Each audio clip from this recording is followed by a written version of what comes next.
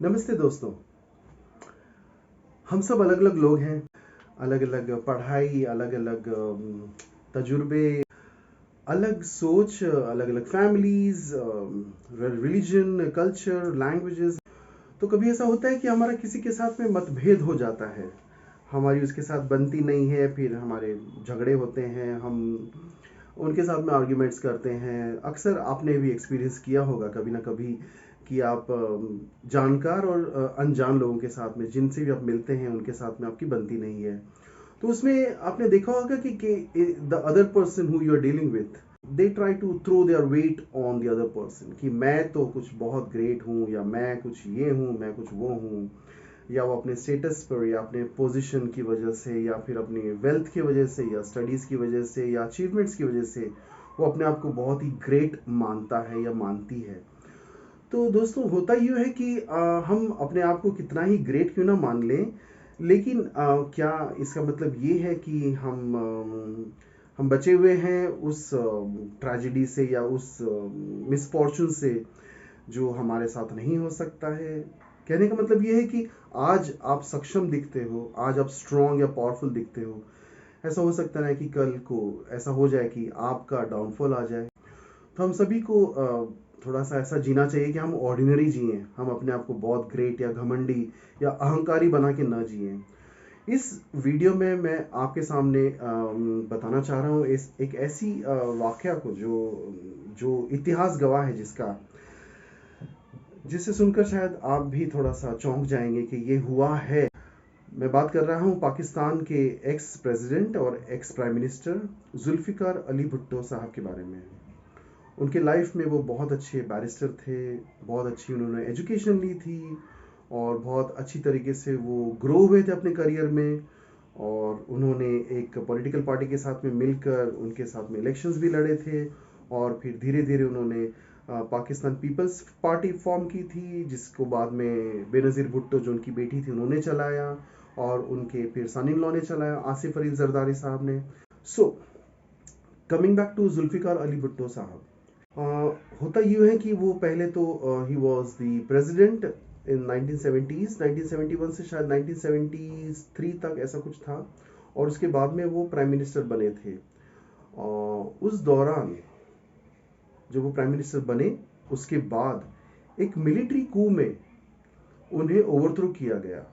ये मिलिट्री कू जो था, जनरल जियाउल हक ने कंडक्ट किया था, जो कि उनकी हुकूमत में आर्मी चीफ थे।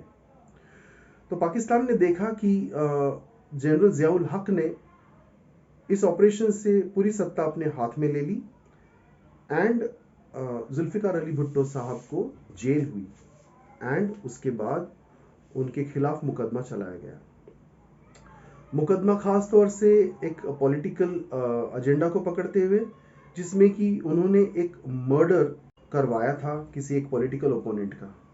सुप्रीम कोर्ट ऑफ पाकिस्तान ने ये डिसाइड किया अपने जजमेंट में कि यस, ही वाज गिल्टी। और फिर बहुत सारी उनकी अपील चली, लेकिन अपील का भी कोई फ़ायदा नहीं हुआ।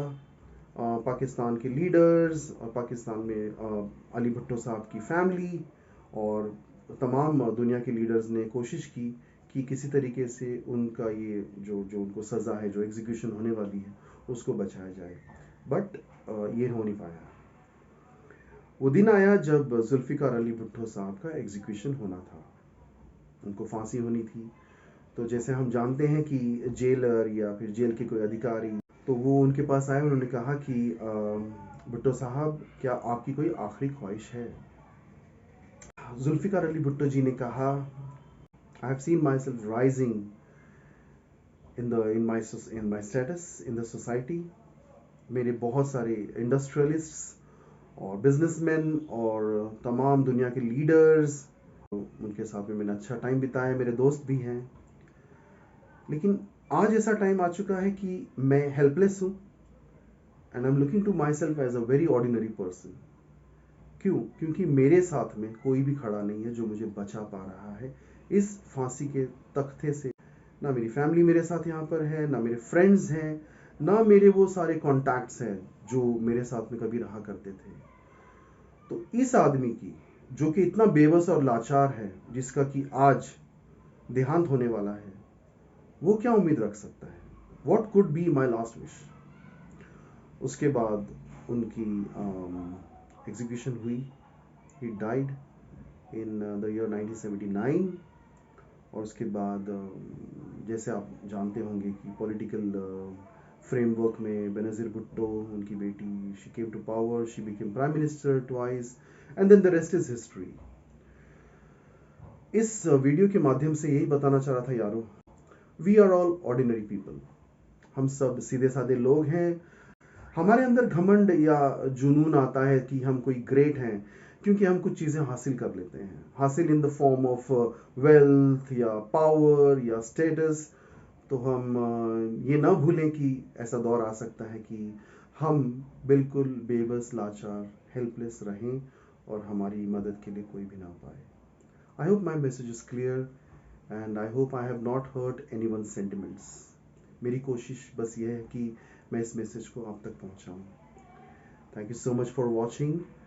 I really appreciate you watching my videos. Please subscribe to my channel if you haven't. Like, share, and comment also. Love you. Bye bye. Namaskar.